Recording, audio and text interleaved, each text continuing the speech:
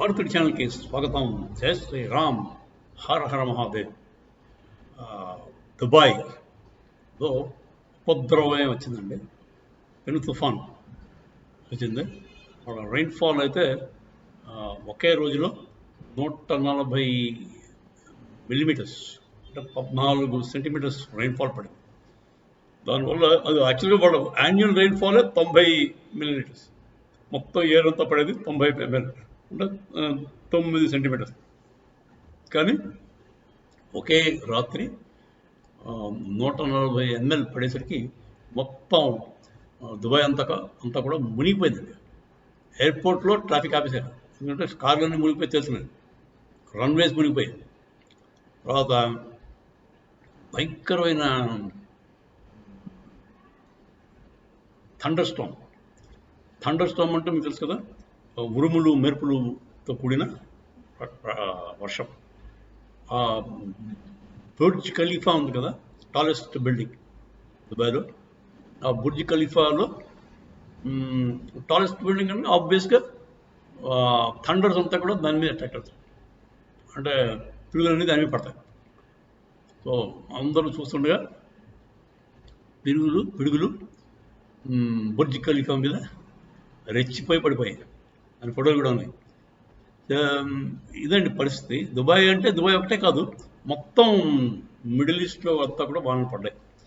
బహ్రెయిన్లో పడ్డాయి, మరి అదేంటి ఖటార్ కాదు, ఇంకోదేదో దేశం ఉంది, అదేంటిది అక్కడ 18 మంది చచ్చిపోయారు. అక్కడ దుబాయ్లో లెక్కలు రావడం ఇంకా రాలేదు, క్యాజువాలిటీ లెక్కలు. కాకపోతే పరిస్థితి అయితే చాలా దారుణంగానే ఉంది. మొత్తం ఎడారి ప్రాంతం అంతా కూడా వర్షంతో తడిసి ముద్దయిపోతుంది. ఇది ఎల్ నినో ఎఫెక్ట్ ఏంటో మనకు తెలీదు. మనకి ఎండలు బాచిపోతున్నాయి, మనకు కూడా అక్కడక్కడ పడుతున్నాయి.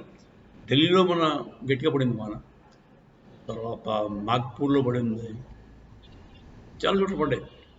మన ఏరియా, మన ఆంధ్ర ఇంకా పడినట్టు లేదు. కాకపోతే ఆంధ్రలో కూడా గుంటూరులో పడింది అన్నాడు ఈ మధ్యకాలం.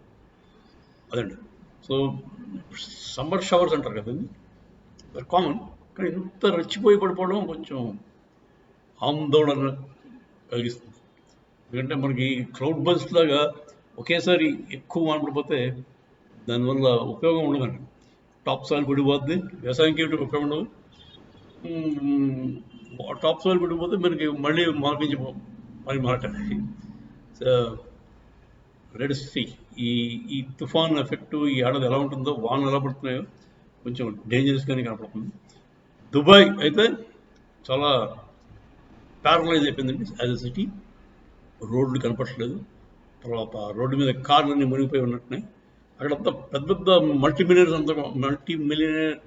మిలియనియర్స్ ఉంటారు కదా, వాళ్ళ కార్లు కూడా ఒక్కొక్కటి రోల్స్ రాయిస్ కార్లు అనుకుంటా, ఒక 4 కోట్ల నుంచి 10 కోట్ల దాకా ఉంటుంది.